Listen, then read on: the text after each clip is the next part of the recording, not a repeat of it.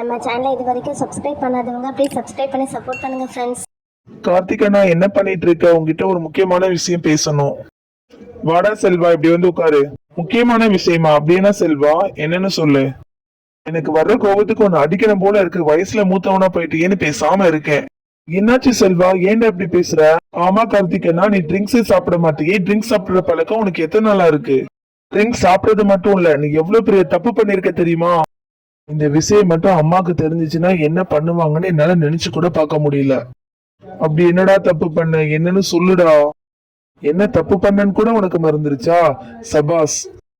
Drink சாப்பிடுறதே பெரிய தப்பு. ஆனா நீ ட்ரிங்க் சாப்பிடுறது மட்டும் இல்லாம எவ்வளவு பெரிய தப்பு அது எனக்கு வாயால சொல்லவே எனக்கு அவ்வளவு கேவலமா இருக்கு. கார்த்திகனா, நீ இப்படி பண்ணுவேன்னு என்னால சத்தியமா நினைச்சு கூட பார்க்க முடியல. டேய் செல்வா, போதும் நிறுத்து. என்னடா நான் தப்பு பண்ணேன்? என்னன்னே சொல்லாம நீ வந்ததுல இருந்து திட்டிக்கிட்டே இருக்க. என்னன்னு சொல்லுடா. நான் என்ன தப்பு பண்ணேன்னு நீ சொன்னா தானடா அங்க என்ன நடந்திருக்குன்னு என்னால யோசிக்க முடியும்.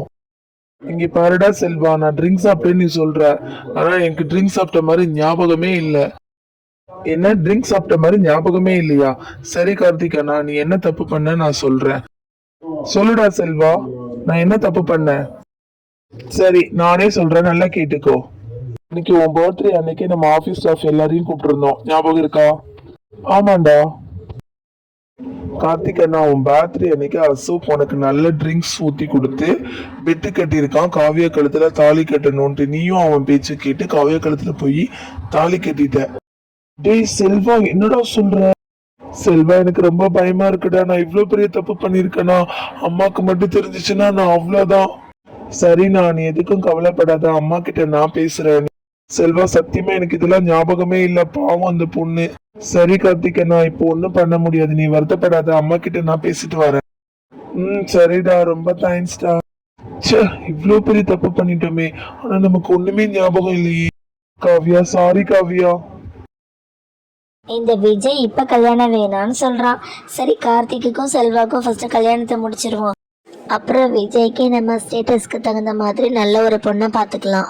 கல்யாணத்துக்கு கொஞ்ச நாள் தான் இருக்கு. இன்னைக்கு விஜய் வரேன்னு சொன்னானே, ஆளே காணோம். செல்வா, அம்மா கூப்பிட்டீங்களாம்மா? என்னம்மா, சொல்லுங்கம்மா. இல்லப்பா, விஜய் இன்னைக்கு வரேன்னு சொன்னானே, அதான் வந்துட்டானா இல்லையான்னு கேட்க தான் கூப்பிட்டேன். வந்துட்டு இருக்கானம்மா, நீ ஒரு 1 hour ஆகும் வர்றதுக்கு. சரிப்பா.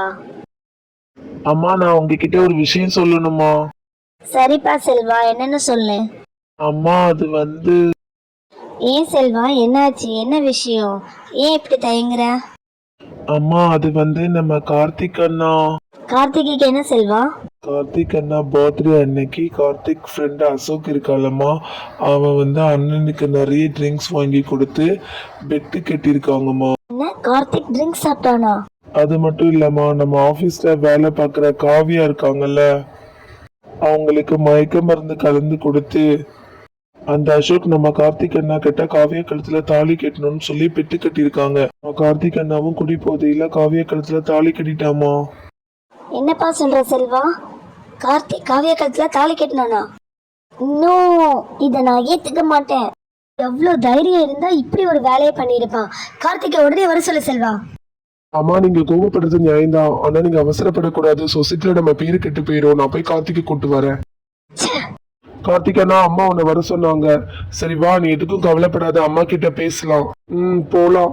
ஆனா எனக்கு ரொம்ப பயமா இருக்கு செல்வா. அம்மா என்ன சொல்ல போறாங்கன்னு தெரியல. கவலைப்படாத, நான் அதான் கூட நான் இருக்கேன்ல. அம்மா, இதோ கார்த்திக் வந்துட்டாமா. அம்மா, என்ன மன்னிச்சிருங்கம்மா.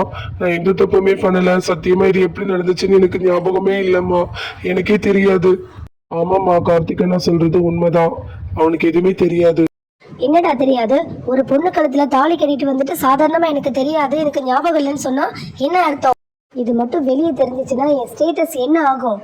நான் வெளியே தலை காட்ட முடியாதபடி பண்ணிட்டியே. அம்மா, கோவப்படாதீங்கம்மா. கார்த்திகை மன்னிச்சிடுங்கம்மா. அடுத்து என்ன பண்ணலான்னு பார்க்கலாம். எனக்கு வர்ற கோவத்துக்கு ஏன்டா இப்படி பண்ண? நீ மன்னிக்கிற அளவுக்கு சின்ன தப்பாடா பண்ணிருக்க. ஒரு பொண்ணு கழுத்துல போய் தாலி கட்டிட்டு வந்து நிக்கிறியே, எனக்கு தெரியாதுன்னு. உனக்கு எப்படி நான் மன்னிக்க? அம்மா, சாரிம்மா, நான் தெரியாம பண்ணிட்டேன். சத்தியமா எனக்கு ஞாபகம் இல்லம்மா. என்னை மன்னிச்சிடுங்கம்மா.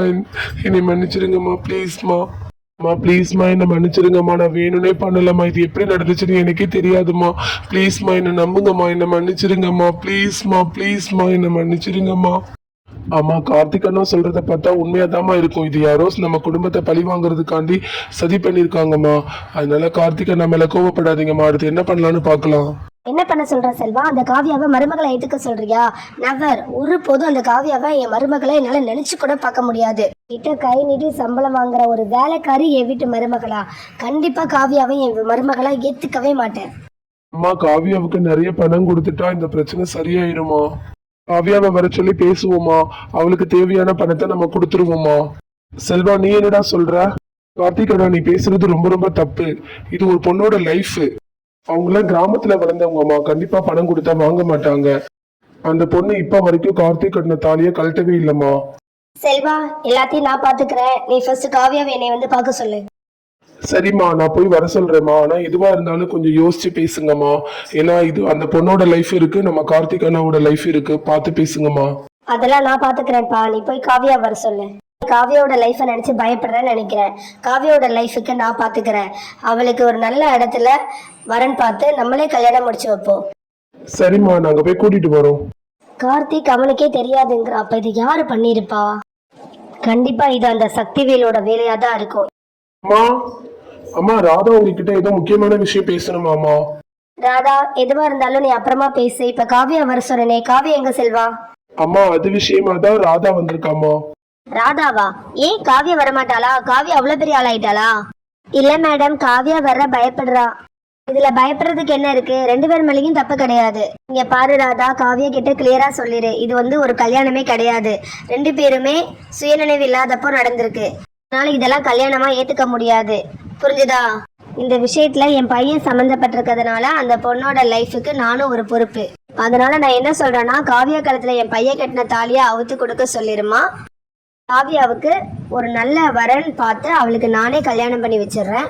அது மட்டும் இல்ல, அவளுக்கு 10 லட்சம் ரூபாய் கேஷாவும் நான் கொடுத்துட்றேன். காவியா வாழ்க்கையை பத்தி நீ எதுவும் கவலைப்பட வேண்டாம்.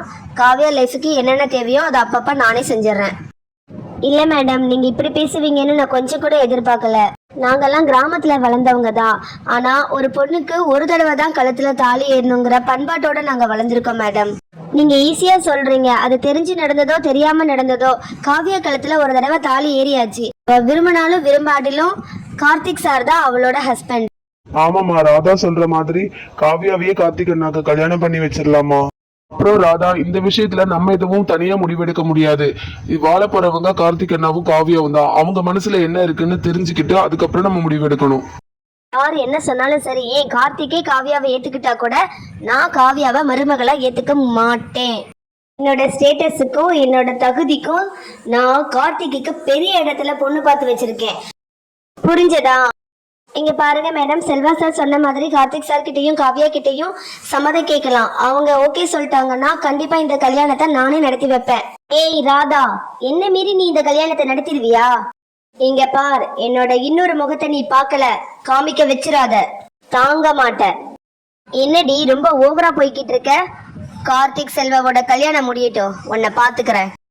உங்களெல்லாம் வைக்க வேண்டிய இடத்துல வச்சிருக்கணும். உங்ககிட்ட காசு பணம் இருந்தா நீங்க சொல்றதெல்லாம் நாங்க கேட்கணுமா? எனக்கு கார்த்திக் சாரும் காவியாவோட சம்மதம் மட்டும் கிடைச்சா போதும். கண்டிப்பா இந்த கல்யாணத்தை நான் நடத்தியே தீருவேன். இது என்னோட சேலஞ்சுனே வச்சுக்கோங்க. செல்வா சார், நீங்க கார்த்திக் சார்ட்ட மட்டும் எனக்கு சம்மதம் வாங்கி கொடுங்க. மத்தத நான் பாத்துக்கிறேன். ஏய் ராதா, என்னடி பாத்துக்குவ? என்னையே ஏத்து பேசுறியா? இங்க பாருங்க மேடம், நான் உங்களை எதிர்த்தெல்லாம் பேசல. உங்க சம்மதத்தோட கார்த்திக் சார் காவியா கல்யாணத்தை நடத்தணும்னு தான் நான் சொல்றேன். இங்க பாருங்க மேடம், உங்க முடிவை மாத்தி காவியாவை மருமகளா ஏத்துக்கோங்க. நல்லா யோசிங்க, நான் வரேன். அம்மா, எனக்கும் கார்த்திக் அண்ணாக்கும் காவியாக்கும் கல்யாணம் பண்ணி வைக்கிறது தான் சரின்னு தோணுதுமா. அந்த சக்திவேல் தான் நம்ம கிட்ட தொழில போட்டி போட்டு ஜெயிக்க முடியாம இப்படி குறுக்க வழியில நம்மள அசோக வச்சு பழி வாங்குறாமா. தெரியுதுடா, அதுக்காக அந்த காவியாவை மருமகளை ஏத்துக்க சொல்றியா? அந்த சக்திவேலை நான் பாத்துக்கிறேன். அவனுக்கு எப்படி டீல் பண்ணணும்னு எனக்கு நல்லா தெரியும். என்கிட்டயே சம்பளம் வாங்கிக்கிட்டு எவ்வளவு திமிரா என்னை எதிர்த்து பேசிட்டு போறா பாத்தில. அம்மா, நீங்க கொஞ்ச நேரம் ரெஸ்ட் எடுங்க, நான் ராதா கிட்ட பேசுறேன். ராதா, எப்படி நீ காவியாவை என் வீட்டு மருமகளா கொண்டு வரேன்னு பாக்குறேன்டி. என்கிட்டயே சவால் விடுறியா? கார்த்திக், செல்வா, விஜய், என் 3 பசங்களோட கல்யாணமும் நான் நினைச்ச மாதிரி தான் நடக்கணும். நான் பார்த்த பொண்ணுங்களோட தான் நடக்கணும். ராதா, புள்ள பூச்சி மாதிரி இருந்துகிட்டு சரவடி மாதிரி வெடிச்சிட்டு போறியா? பாத்துக்கிறேன்டி உன்ன. மதனி, ஏன் இவ்வளவு கோவமா இருக்கீங்க? யார திட்டிட்டு இருக்கீங்க? என்னாச்சு ஆண்டி, ஏன் இவ்வளவு கோவமா இருக்கீங்க? எதுவா இருந்தாலும் சொல்லுங்க ஆண்டி. ஆண்டி, அந்த ராதா வந்துட்டு போனதுல இருந்து நீங்க சரியில்லை. என்னாச்சு ஆண்டி? அந்த ராதாவை பத்தி நீ சொல்லும் போது நான் கேட்கல தாமினி. ஆனா அந்த ராதா என்கிட்டயே சவால் விட்டுட்டு போறா. என் பையன் கல்யாணத்தை தடுத்து நிறுத்துவேன்னு என்கிட்டயே சவால் விட்டு போறா அந்த ராதா. என்ன ஆண்டி சொல்றீங்க? கல்யாணத்தை தடுத்து நிறுத்துவாளா? யாரு கல்யாணத்தை? ஒண்ணுமே புரியல. என்னாச்சு ஆண்டி? கார்த்திக் பர்த்டே அன்னைக்கு நம்ம கார்த்திக்கு யாரோ ட்ரிங்க்ஸ் வாங்கி கொடுத்து அந்த காவியாக்கு மயக்க மருந்து கொடுத்து கார்த்திகை காவியா கழுத்துல தாலி கட்ட வச்சிருக்காங்க. என்ன ஆண்டி சொல்றீங்க?